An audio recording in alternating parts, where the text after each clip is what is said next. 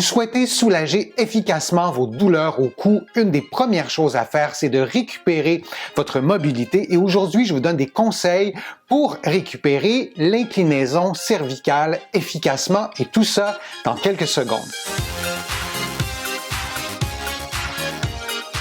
Je suis Denis Fortier. Si vous êtes nouveau ici sur ma chaîne YouTube, je vous conseille de vous abonner en cliquant sur le coin inférieur droit de l'écran. Je vous invite aussi à vous abonner gratuitement à mon infolettre en visitant mon site web, le www.denisfortier.ca. Maintenant, les douleurs au cou, ce sont des problèmes qui sont souvent récurrents, qui perturbent notre qualité de vie, notamment parce que tous nos sens ou presque se situent sur notre tête. Donc, lorsque notre tête et notre cou ne bougent pas bien, lorsqu'il y a de la douleur, ça perturbe aussi notre sommeil.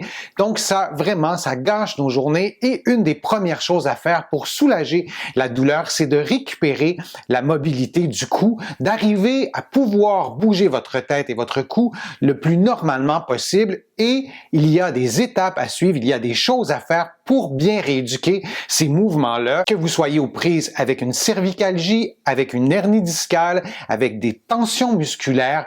La plupart des problèmes de cou requièrent une récupération de la mobilité du cou. Je vous ai préparé une série de vidéos pour vous montrer comment récupérer la mobilité de votre cou et aujourd'hui, je vous montre comment récupérer l'inclinaison cervicale. Avant toute chose, sachez qu'aucun des exercices que je vous montre aujourd'hui doit reproduire la douleur ou doit augmenter un inconfort que vous auriez au moment de faire les exercices. Donc, les exercices se font sans douleur et il n'y a aucune augmentation des symptômes qui doit se produire pendant l'exercice. Parfois, les symptômes sont associés à des paresthésies, donc la perturbation de la sensibilité de la peau. Parfois, ces symptômes-là sont des étourdissements, des nausées. Dans les problèmes de cou, il y a plusieurs types de symptômes.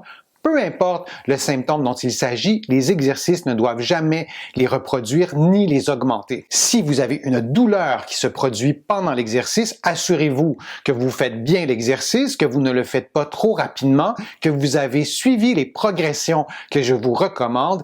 Et si cette douleur-là persiste malgré le fait que vous exécutiez l'exercice au meilleur de votre connaissance, moi je vous invite à consulter un professionnel de la rééducation qui va procéder à un examen clinique complet, qui va vous proposer probablement des exercices adaptés à votre condition et bien sûr aussi vous proposer une intervention thérapeutique pour vous aider à régler votre problème de cou. Tous les exercices que je vous donne aujourd'hui doivent être adaptés à votre condition physique. Vous devez donc adapter la vitesse des exercices, l'amplitude de mouvement. Vous n'arriverez probablement pas à faire exactement tous les exercices que je vous montre aujourd'hui du premier coup. Donc, adaptez l'amplitude de mouvement, la vitesse, la fréquence, le nombre de mouvements suggérés, le nombre de séries que je vais vous suggérer aussi. C'est à vous d'adapter chacun de ces paramètres-là. Et c'est fondamental pour avoir des exercices qui sont efficaces et au fil des jours, au fil des semaines, vous augmentez le niveau de difficulté pour assurer une progression constante. Et justement, parlant de paramètres, je vous recommande de faire chacun des mouvements environ 10 fois et vous faites 3 séries de 10 mouvements, sauf indication contraire. Vous pouvez faire ces exercices-là tous les jours. J'ai des patients qui sont soulagés par ces exercices-là. Donc, si les exercices vous soulagent, vous pouvez les faire plus d'une fois par jour, mais dans bien des cas, une fois par jour, c'est suffisant. Vous pouvez aussi les faire une fois chaque 2 jours. Encore une fois, c'est à vous à adapter les paramètres des exercices en fonction de votre douleur, de votre condition physique et de vos disponibilités aussi pour faire ces exercices-là. Les exercices que je vous montre aujourd'hui doivent être faits d'abord à basse vitesse. Lorsque vous arriverez à les faire à basse vitesse dans toute l'amplitude, je vous encourage à les faire aussi un peu plus vite. Non pas à une vitesse exagérée, mais de les faire au moins à une vitesse un peu plus rapide dans la vie de tous les jours. On va faire des mouvements à différentes vitesses. On va accélérer ou décélérer les mouvements de la tête durant la vie de tous les jours. Donc, il est important d'être capable de reproduire ces mouvements-là à différentes vitesses. Pour tous les exercices, vous allez les faire dans une position neutre, c'est-à-dire que votre tête, vos épaules et votre bassin doivent former une ligne droite. Si pour vous, c'est possible de le faire, vous exécutez les exercices dans cette position-là. Il arrive que pour plein de raisons, on on ne puisse pas adopter une position, une posture neutre, notamment en raison de raideur musculaire ou de raideur articulaire, vous faites ce que vous pouvez faire sans générer de tension, mais dans la mesure du possible, votre posture doit s'approcher d'une posture neutre. Le premier exercice d'inclinaison que je vous donne aujourd'hui est un exercice d'inclinaison globale. Vous allez le faire en position assise, dans une posture neutre. Vous pouvez croiser les mains sur les épaules. C'est plus facile, je trouve, de faire l'exercice dans cette position-là. Et vous allez incliner la tête vers la droite, sans trop analyser le mouvement, sans trop cibler un endroit du cou plus qu'un autre, et vous allez faire ce mouvement-là en essayant finalement d'approcher votre oreille de l'épaule. Vous allez faire le mouvement vraiment lentement et vous allez le faire de l'autre côté 10 fois chaque côté. C'est toujours les mêmes paramètres. Vous allez faire 3 séries. Souvenez-vous que le mouvement d'inclinaison est un mouvement dont l'amplitude est relativement petite, beaucoup moins que les autres mouvements du cou. Donc, il est important de faire l'exercice selon votre mobilité à vous. Une erreur qu'on peut faire en faisant l'exercice, je l'observe parfois auprès de mes patients, c'est d'incliner l'ensemble du tronc plutôt que de se limiter à la région cervicale. Si vous voyez vos épaules s'incliner, si vous voyez le tronc s'incliner, évidemment, corrigez cette compensation-là, immobilisez votre dos. Le mouvement doit se faire au niveau du cou et de la tête uniquement. Je vous ai déjà expliqué dans une autre vidéo qu'il y a 2 régions cervicales. En fait, c'est un peu comme si on avait 2 coups, la région cervicale haute et la région cervicale basse. Et ces 2 régions du cou bougent différemment, notamment en raison de la forme des articulations du cou.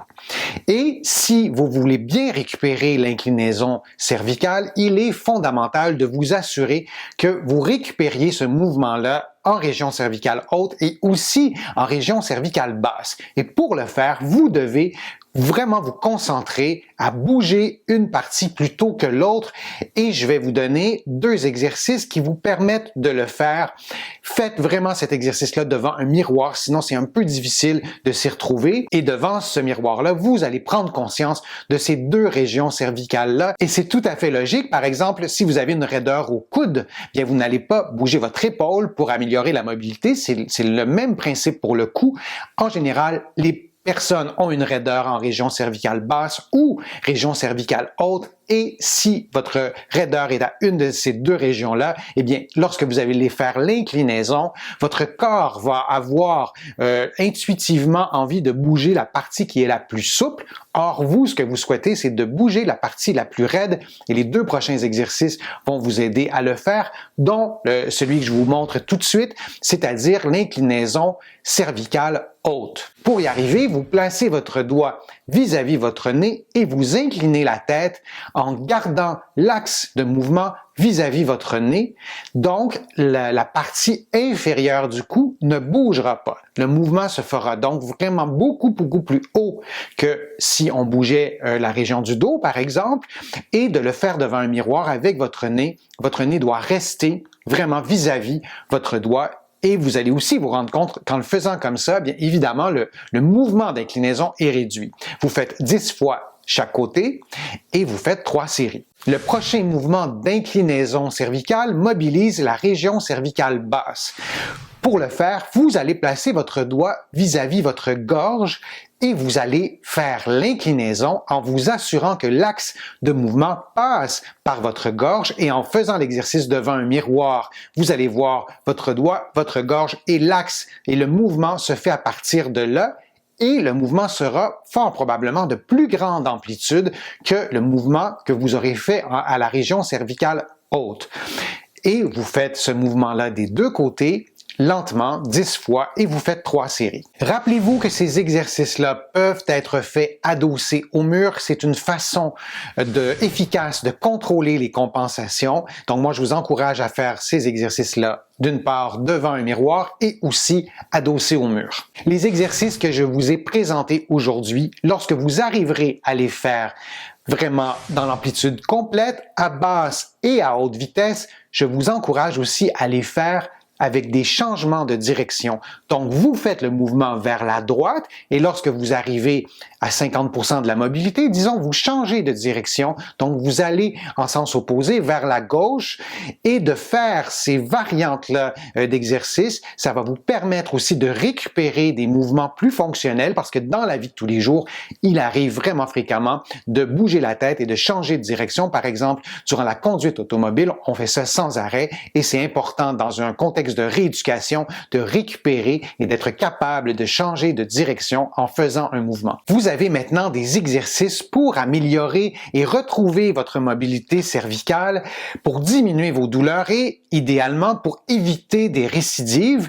Si vous avez aimé ma vidéo, je vous invite à cliquer j'aime, à la partager sur vos réseaux sociaux, ça me donne plus de visibilité, ça m'aide aussi à produire de nouveaux contenus. Si vous avez des suggestions de vidéos, je vous invite à me les écrire dans le fil de discussion.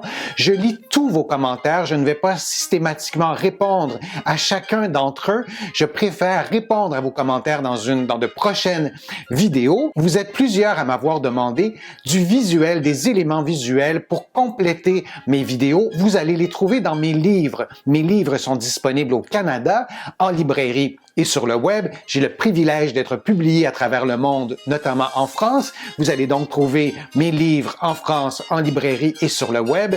Je suis Denis Fortier. Je vous remercie beaucoup. À bientôt.